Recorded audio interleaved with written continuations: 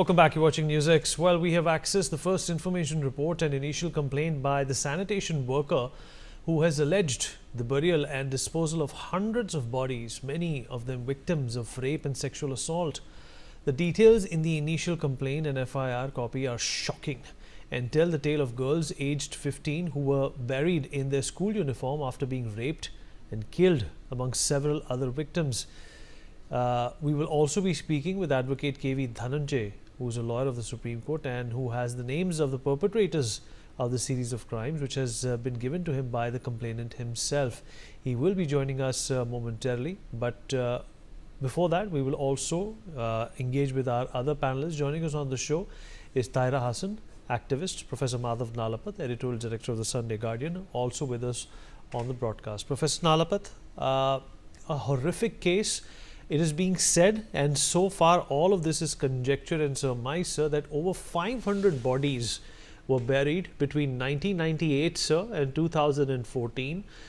These people were abducted, raped, women mostly, and then burnt, some of them burnt alive or thrown acid on, and were buried in secret locations. And this went on for almost 2 decades, sir. This is obviously a horrific tale which has come to light. Your first impression, sir, what's going on over here? Look, Vinny, allow me to be a bit of a contrarian here and say that I know Karnataka very well.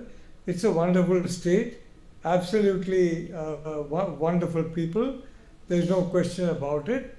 But the reality of the situation is that Dharmasthala, as far as I know, is a location where hundreds of people, as you said, they stay, and thousands of people visit every week. Now, people can come and go. As far as I know, it's not one of those places where once you come in, you can't get out. You can go in and out. You can communicate with others in your family. And we are talking about hundreds of people. Even if you're conservative and say 50 or 60, then don't these people have families? Won't the families get worried during this long period of time at the disappearance of their family member? Won't they make inquiries? Won't they talk to the police? So far all we have is the complainant himself who comes up and comes up with the story. Now, look, I'm not going to say whether the story is correct or not. That's for a special investigating team to decide. But what I do know that Dharmasthala is a very very highly respected place and very highly respected. Now, a lot of politicians have been eager to get their hands on it by one way or the other, and over the decades, and whether it's because of that this complaint has been given or not, one cannot say. All I can say, Vineet, is that I will reserve my judgment until the SIT comes out with actual evidence of mass graves, actual evidence of human remains in those mass graves.